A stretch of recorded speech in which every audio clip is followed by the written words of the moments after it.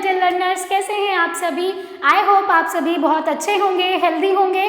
Today we are going to start our English book step into English for class 5th by children's voice publication. My dear children, today we will start chapter number 1 and the name of our chapter is It's easy to find fault, यानी कि गलतियां ढूंढना बहुत ही आसान है। It's easy to find fault. So let's start the chapter. Vincent and Cindy are two young children of Mr. and Mrs. Smith. यहाँ पर जो विंसेंट और सिंडी हैं वो मिस्टर और मिसेस स्मिथ के दो छोटे छोटे बच्चे हैं। Vincent is a handsome boy and elder to Cindy his pretty sister, यानी कि जो विंसेंट है वो बहुत ही हैंडसम बॉय है, वो अपनी प्रिटी सिस्टर सिंडी का बड़ा भाई है। Through they are common to each other in a number of ways, वो दोनों ही बहुत तरीकों से कॉमन है। But what does not go well with them is that Vincent always finds fault with whatever Cindy does, यानी कि उनमें बहुत सारी चीजें कॉमन है, लेकिन फिर भी जो विंसेंट है वो सिंडी की बहुत सारी चीजों में गलतियां निकालता है। किस किस में? फ्रॉम स्टडिंग टू प्लेइंग, पढ़ाई से लेकर खेलने तक, फ्रॉम ईटिंग टू ड्रिंकिंग, खाने से लेकर पीने तक, from walking to sitting, from laughing to crying and so on. ऐसे ही रोने से हंसने तक, खाने से पीने तक, हर चीज में जो विंसेंट है वो अपनी बहन की चीजों में कमियां निकालता है। Of course, the reason behind it, as Vincent puts it, is that Cindy should mend her ways or she will suffer. यहाँ पर विंसेंट का क्या मानना है कि सिंडी को अपनी चीजें सुधारनी चाहिए वरना वो बहुत ज्यादा सफर करेगी। It was only yesterday that Cindy was painting a picture. कल की ही बात है जब जो सिंडी है वो एक पिक्चर बना रही थी। Mister and missus Smith were lost in scanning the newspaper, वहीं पर जो मिस्टर स्मिथ और मिसेस स्मिथ हैं दोनों ही न्यूज़पेपर पढ़ने में खो गए थे।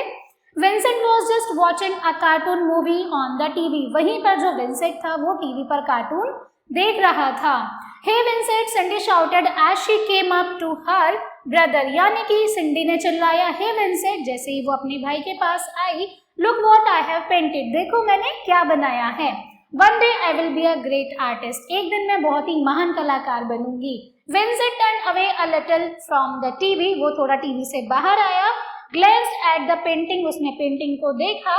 एंड रिमार्क्ड ग्रेट आर्टिस्ट, ओ महान कलाकार। एंड दैट टू यू, और वो भी तुम, जैसे हम बोलते हैं ना ओ महान कलाकार बनोगी, वो भी तुम। So what a boring piece of art, कितना बोरिंग आर्ट है। I could have done much better if I were in your place, यानी कि अगर मैं तुम्हारी जगह होता तो मैं तुमसे बहुत ज्यादा अच्छी पेंटिंग बनाता। Mister Smith notice that Vincent was in the room, वहीं पर जो मिस्टर स्मिथ थे उन्होंने नोटिस किया कि जो विंसेंट है वो अपनी जगह पर गलत है। No my son, this is not the way, नहीं मेरे बेटा इस तरीके से नहीं होता है। सेड मिस्टर स्मिथ ने कहा। To pass remarks against others, यानी कि दूसरों को ऐसे रिमार्क्स पास करना गलत बात है। It's easy to find fault with others, यानी कि दूसरों की गलतियां निकालना बहुत ही ईजी है। But when it comes to telling them how to correct it's rather difficult, वहीं पर अगर आपको बताया जाए कि कैसे उन चीजों को करना है और अपने पर आती है तो वो बहुत ही मुश्किल काम है। You both sit me and listen to a very famous story I am going to tell you. तुम दोनों यहाँ पर बैठो और जो स्टोरी मैं आपको सुनाने वाला हूँ उसे सुनो। Long long ago there was an artist somewhere, यानी कि बहुत टाइम पहले एक आर्टिस्ट हुआ करता था। He painted a picture and displayed it at the busiest crossroad of the town, यानी कि उसने एक पिक्चर पेंट की और उसे सबसे बिजी स्ट्रीट पर डिस्प्ले करने के लिए लगा दिया। Along with the painting, painting के साथ में he put up a notice for the passers by, वहीं पर उसने आने जाने वालों के लिए एक नोटिस भी लगा दिया। Please look at the painting and find a mistake in it, यानी कि इस पेंटिंग को देखो और इसमें गलतियां ढूंढो। So just put in cross mark for the same, और वहीं पर जहां आपको गलतियां दिखती हैं वहां पर आपको क्या करना है, एक क्रॉस मार्क पुट करना है। Towards the evening, शाम होते होते the artist came up to collect his painting and to know what had happened to it, यानी कि जब वो अपनी पेंटिंग को कलेक्ट करने आया तो उसके साथ क्या हुआ पेंटिंग के साथ, तो जानते हैं। He was greatly shocked to see that the painting had only cross marks all over it and nothing else. उसने देखा कि उसकी पूरी पेंटिंग पर केवल क्रॉस मार्क्स बने हुए थे, उसके अलावा कुछ भी नहीं था। In fact, anyone who happened to see the painting had found one or two mistakes and put the cross marks to the same। वहीं पर कुछ लोग और पेंटिंग देख रहे थे, उन्होंने भी क्या किया, पेंटिंग पर क्रॉस मार्क्स पुट कर दिए। The artist took away the painting with a heavy heart। वहीं पर अब जो आर्टिस्ट था, जो कलाकार था, वो दुखी मन से अपनी पेंटिंग को अपने साथ ले गया। For the next few days, अगले कुछ दिनों तक the artist worked on another painting and took it to the same spot for display। उसने एक दूसरी पेंटिंग पर बहुत ज्यादा काम करा और उसे सेम स्थान पर लेकर चला गया जहां पर उसने अपनी पहली पेंटिंग को डिस्प्ले किया था। This time too he put up a notice। इस बार भी उसने एक नोटिस पुट किया। Please study the painting carefully। Painting को केयरफुली देखो। Find a mistake in it and correct the same। यानी कि वहीं पर मिस्टेक्स को फाइंड आउट करो और उसे करेक्ट करो। You will find a pencil, a brush and colors along with it। वहीं पर तुम्हें एक पेंसिल मिलेगी, ब्रश मिलेगा और साथ में आपको कलर्स भी मिलेंगे। As the evening arrived, जैसे ही शाम हुई, the artist came over the place। कलाकार उस स्थान पर आया। He was again shocked। वो वापस से फिर शॉक था। Though happy this time, लेकिन इस बार वो खुश था to see that painting was there as he had left it। क्योंकि वो पेंटिंग as it is थी, जैसे उसने वहां पर उस पेंटिंग को लगाया था। No one had made any cross or correction in it। किसी ने भी उस पेंटिंग पर ना ही कोई क्रॉस पुट किया, ना ही उस पेंटिंग में कोई भी करेक्शन किया। The artist happily took the painting back home। और जो आर्टिस्ट था, कलाकार था, खुशी खुशी अपनी पेंटिंग को घर वापस ले गया। Mister Smith finish the story. Mister Smith ने अपनी कहानी यहीं पर खत्म करी। Paused for a while and said again। उन्होंने थोड़ा सा पोज लिया और वापस कहा। So you see children, people almost defaced the painting when they were asked to find fault with it। यानी कि जब लोगों को पेंटिंग में गलतियां निकालने के लिए कहा गया तो उन्होंने बहुत सारी गलतियां निकाल दी। They didn't even touch the other one when they were asked to improve it। लेकिन किसी ने भी उस पेंटिंग को नहीं छुआ जब उन्हें उसमें करेक्शन करने के लिए कहा गया था। Now my advice to you Vincent। यानी कि अब वो विंसेंट से कहता है कि तुम्हें मेरी सलाह है, is just don't criticize others। यानी कि दूसरों की आलोचना मत करो। Tell them how to correct themselves if they are ever wrong। यानी कि उन्हें बताओ कि वो कैसे अपनी गलतियों को सुधार सकते हैं अगर वो कहीं पर गलत हैं। Okay dad, Vincent said. Vincent ने कहा, ठीक है पापा। Now onwards I won't find fault with any of Cindy's doings. यानी कि अब मैं सिंडी के किसी भी काम पर कोई भी बुराइयां या आलोचना नहीं करूंगा, कोई भी गलतियां नहीं निकालूंगा।